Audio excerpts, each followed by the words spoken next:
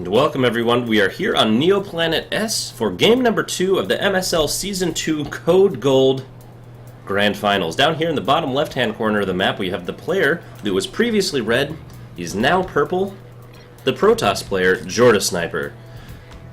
He fell down last map on Derelict Watcher to his orange opponent in the top right hand corner of the map, the Zerg player, Doublthreat. That's right. I'm making fun of the fact that there's no E. I'm sorry about that. It happens though, when thousands and millions of people play online games. Sometimes the name you want has been taken. Last game we saw Jordasniper with a gateway first, fast expand, then went Forge, and then did a lot of Robotech actually. He was 2 Robo, 4 Warp Gate on 2 bases, which is actually a little bit less than you can support. That's why he was starting to bank a lot of resources in the previous game. Wow, is he just going to go Nexus first? Or is he going to Cannon? I think he might. Are we going to see Proxy? I think we're going to see Proxy 2 Gateway. Ooh. This could be really interesting. He's got 300 minerals. I don't really know what he's doing. This is confusing. Usually if you do the proxy, it's at 10 or 12, but he's supply blocked because this took absolutely freaking forever to get all the way over here. So there's the 2 gateways. This is going to see everything though if he comes back over. I think it'll miss the pylon, but where the heck is that? Oh no. He's gonna see it. Oh, he moved him. Perfect. That's excellent. So Jordasniper might be surprising his opponent. Doublthreat here, he's going to be throwing down that expansion. Believe it or not, it's actually not that hard.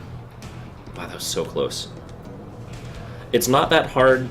It's almost easier to defend against a proxy Zealot Rush with an additional hatchery, actually. You get more creep spread, you get an additional queen if you want it. You also get more larvae for drones, or for Zerglings. So it's actually kind of a big deal. He's going to come in, and once he sees that there's nothing in this main, in this natural, and then he's going to come into the main, it's going to be kind of hard to tell because you can hide things quite a bit in the main. This is a pretty large-ish main. There's kind of a lot of area around it. So it might take a little while before he completely knows, but I think he's suspecting something as it is. As there's no... Wow, he's being so careful. Not even going to check to see if there's anything at the front. There we go. He does have 4 lings coming out, 1 queen.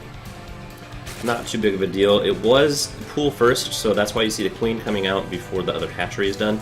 If you go hatch pool, both of the queens come out almost at the exact same time. Just as a little pro tip.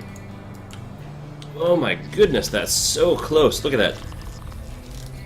Right here. And this is going to be actually pretty bad. I think this is going to be hilarious. That's my thing. He needs to wall off. He needs to wall off like immediately, or he's going to die. He's going to lose, and it's going to be hilarious. He's going to die. No, he's going to make it in. Pylon, pylon, build a pylon, build a pylon. Oh, he missed the pylon. Okay, he does have a decent number of probes. He could fight this off. We do have the zealots over here making their way in. This is going to be a problem. He's already building those spore crawlers. He needs to take out the queen, as the queen's all the additional larvae. And now we have a big fight over here. Not actually a big fight. The micro for Jordasniper is elsewhere, and he's going to run out of workers immediately because they're just continuing mining. This is painful. He thinks he's going to be able to get this here, but I don't believe he is without additional reinforcements. He's got 230 minerals, and that is it. He can build 2 more.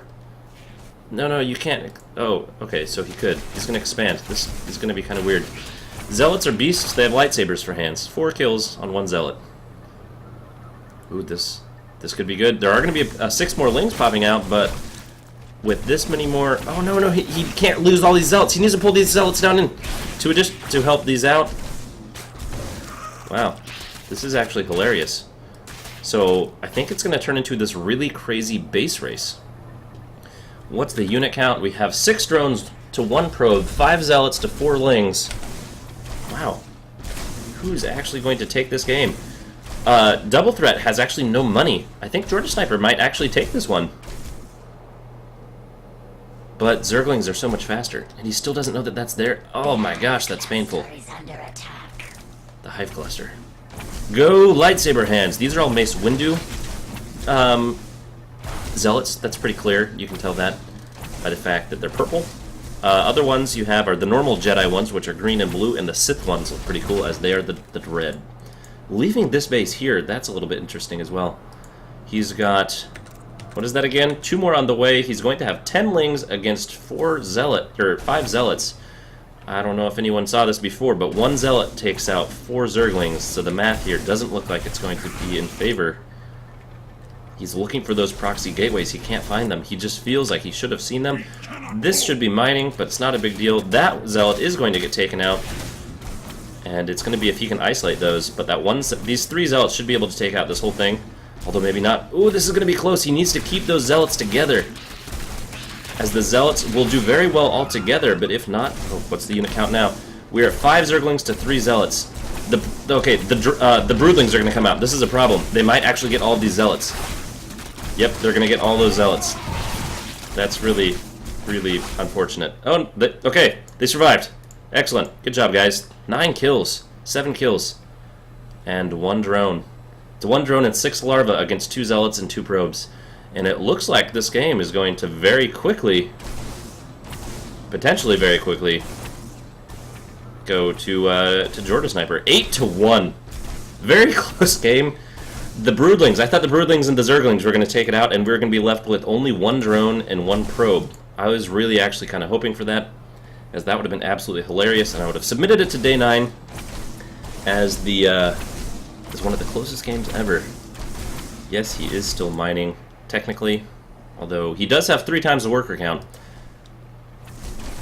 And he's clearly not able to do that. For those that don't know, there is a stalemate condition in Starcraft 2, that if nothing's been mined and nothing's been killed in the last couple minutes, the game will end.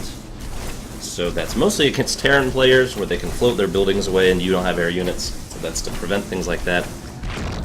Oh, he's got to get away with all those zealots. He might lose another one. Yep. So, and one of the times I was watching one of the Day 9 dailies, where they had, the theme was the closest games ever, and one of the games was hilarious.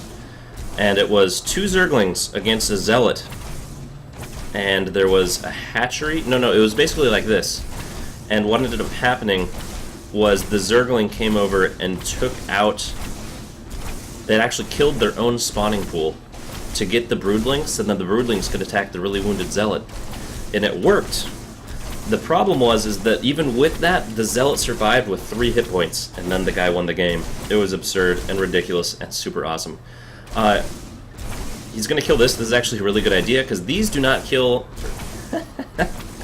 all the micro. I'm really surprised. Lol, GG. Excellent game.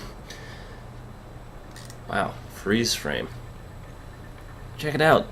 It's got like a spine skull thing in there. That's I don't think I've ever seen that before. Anyway, so it looks like Jordasniper is going to catch himself up in game number 2. And this is a best of 7, so remember, this could get really interesting, as we are now tied up, and it's back to a best of 7. So we'll be back in just a minute with game number 3.